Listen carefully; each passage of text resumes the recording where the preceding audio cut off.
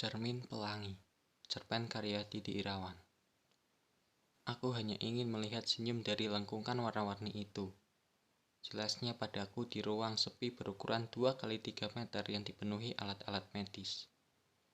Ya, kamu akan segera sembuh. Kita bisa melihatnya bersama. Jawabku meyakinkannya. Dia hanya tersenyum bohong, karena dia tahu jika dokter sudah memvonisnya tidak lebih dari 6 jam. Di luar ruangan, keluarga dan teman-temannya sedang berdoa sambil menahan isak tangis mereka. Sedangkan di sini hanya ada aku dan dia. Aku sangat rindu dia yang dulu. Selalu tersenyum, menyenandungkan lagu-lagu favoritnya saat kuboncengkan, berlarian di antara rintik-rintik hujan, yang sangat berbeda dengannya sekarang. Hanya bisa berbaring lemas di ranjang rumah sakit. Aku sangat ingin mewujudkan keinginan terakhirnya, melihat pelangi. Dulu, setiap ada pelangi, dia selalu memintaku selfie dengannya, membelakangi lukisan Tuhan itu. Memintaku mengeditnya seestetik mungkin katanya, agar bisa dicetak dan ditempel di tembok kamarnya. Tapi rasanya kali ini aku tidak akan mungkin memenuhi keinginannya. Tidak ada celah pelangi yang bisa muncul di hari yang terik ini. Aku menangis menyadari kenyataan itu. Tapi aku tidak tega mengatakan kepadanya jika aku tidak bisa mewujudkan keinginannya.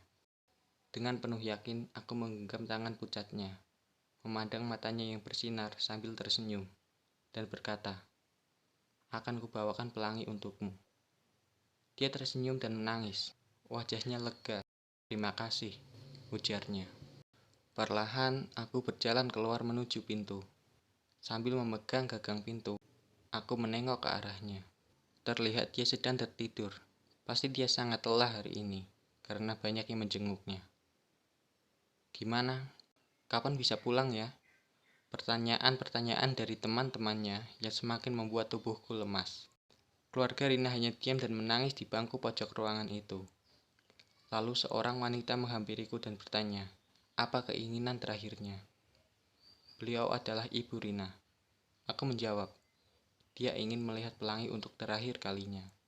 Wanita itu menepuk pundaku dan berkata, "Tolong ya," sambil menangis dan menatap mataku. Aku mengangguk dan tersenyum padanya, agar dia yakin aku bisa mewujudkan keinginan terakhir anaknya. Aku berpikir dalam otak kecilku, bagaimana caranya aku bisa membuat pelangi untuknya.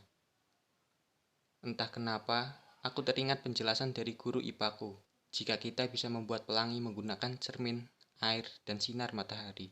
Aku meminta tolong pada keluarga dan teman-teman Rina yang ada di sana. Aku menjelaskan semuanya tentang keinginan terakhir Rina. Terlihat wajah-wajah shock dari teman-teman Rina. Mereka menangis tidak menyangka. Tapi aku sangat berterima kasih pada mereka semua karena bersedia membantuku. Lebih dari 3 jam kami menyiapkannya. Waktu yang ditetapkan dokter pada Rina hanya tinggal 1 jam. Kami meletakkan cermin besar dan air di depan pintu ruangan Rina, dan mengambil sinar matahari yang terpancar dari jendela rumah sakit itu.